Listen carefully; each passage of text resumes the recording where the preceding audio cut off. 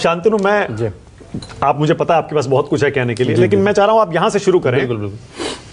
आपको लगता है राहुल गांधी ने अपनी राजनीति मरते क्या ना करते इसलिए की है, इसलिए बदली है ये राजनीति, क्योंकि बीजेपी हिंदुत्व पर, राष्ट्रवाद पर इतना कामयाब होती चली गई, ऐसी आंधी सुनामी आई कि सब उड़ गए।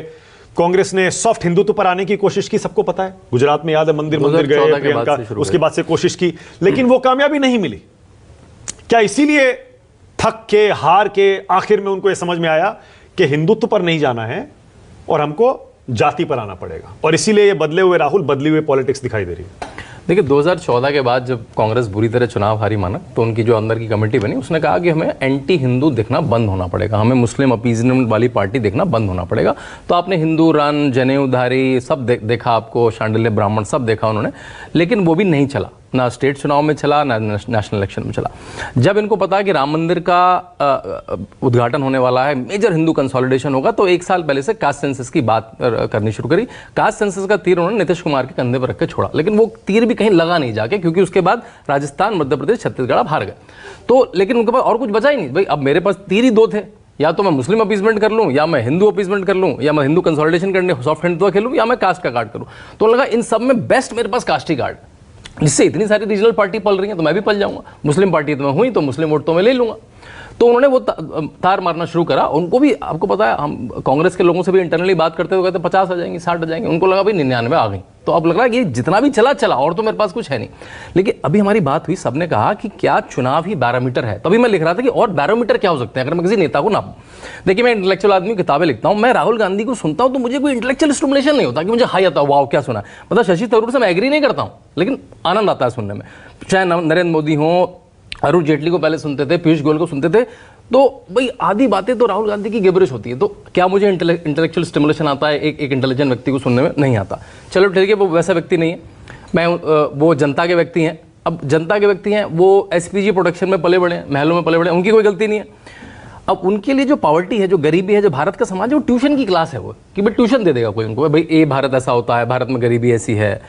अब उसके ट्यूटर कौन है? जयराम रमेश। वो ट्यूटर भी उसी टाइप के हैं, विदेशी टाइप के, जयराम रमेश, सैम पिट्रोडा, मतलब। और उनके लिए हमने बार इतने मिनिमम कर लिए हैं कि 54 मतलब 54 साल की उम्र में वो सड़क पे निकलते हैं तो अरे सड़क पे निकल गया आदमी, सड़क पे निकल गया, भारत जोड़ो भारत जोड़ो, मतलब सड़क पे आ गया आदमी, देखो कितना चल रहा है। भाई ये तो मतलब एक बेयर मिनिमम, एक नेता को सड़क पे रहना, जनता के बीच रहना, ये तो लोग कर करके छोड़ दिया उन लोगों ने।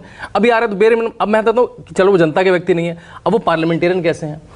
14वीं, 15वीं, 16वीं, 17वीं लोकसभा, अब 17वीं आई है तो अब वो थोड़े एक्टिव हुए। 14वीं, 15वीं लोकसभा में उनकी अटेंडेंस होती थी, अलग सत्र में देखो 20%, 30%, 40%। उनके घर से मतलब साइकिल से जाओ तो 5-8 मिनट में पहुंच जाओगे।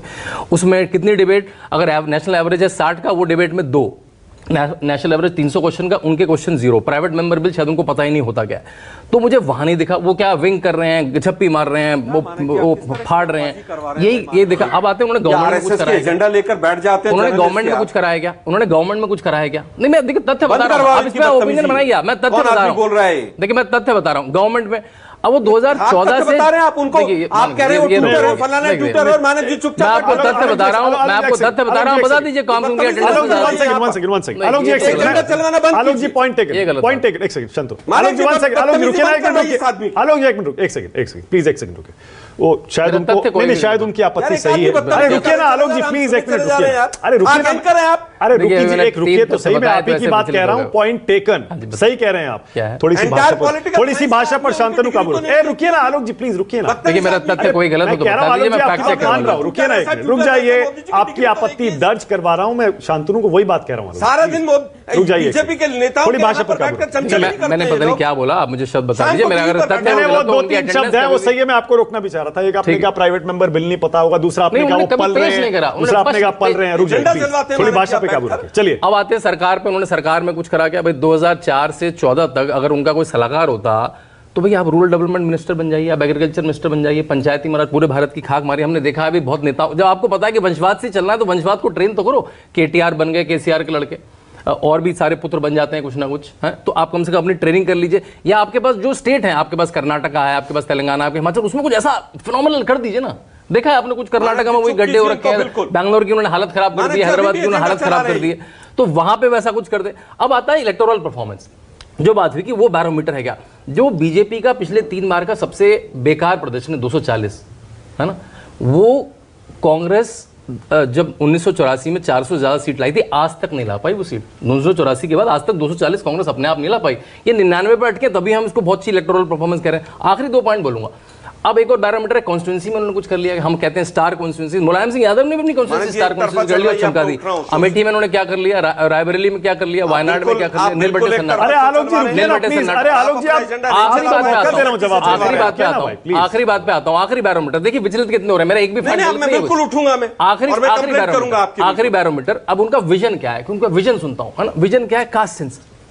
मतलब एक पढ़ा लिखा नेता जो कहा जाता है कैम्ब्रिज से पढ़ गया, उसके पास है कि कास्ट सेंसस करवा लो, मानव गुप्ता की कास्ट क्या है, मिस इंडिया की कास्ट क्या है, ये उसका बैरोमीटर है बस। इनहेरिटेंस टैक्स, मतलब मैं चंद्रबाबू नायडू को सुनता हूं, मुझे स्किल सेंसस सुनाई देता है। मैं अश्विनी वैष्णव को सुनता हूं तो मुझे सुनाई देता है सेमीकंडक्टर फैब्रिकेशन इंडिया में शुरू होगा। पीयूष गोयल को सुनता हूं तो ट्रेड एग्रीमेंट इंडिया में आएंगे। नरेंद्र मोदी को सुनता हूं तो टॉयलेट आएगी, गैस आएगी, 5 ट्रिलियन इकोनॉमी बनेगी। तो इस आदमी को किस बैरोमीटर में मुझे इंस्पायर करता, मुझे नहीं इंस्पायर करता है। ठीक है, इलेक्टोरल विक्ट्री है, कांग्रेस बड़ी पार्टी है, उसको सीट 99 आ गई, ताली मारते रहेंगे। ओके, अब आलोक जी चले गए, मैं आलोक जी को मौका दे रहा था जवाब देने का। जरा बुलाइए आलोक जी से, कहिए आए अपनी बात कहें जल्दी से, टाइम भी खत्म हो रहा है। आशुतोष आप कुछ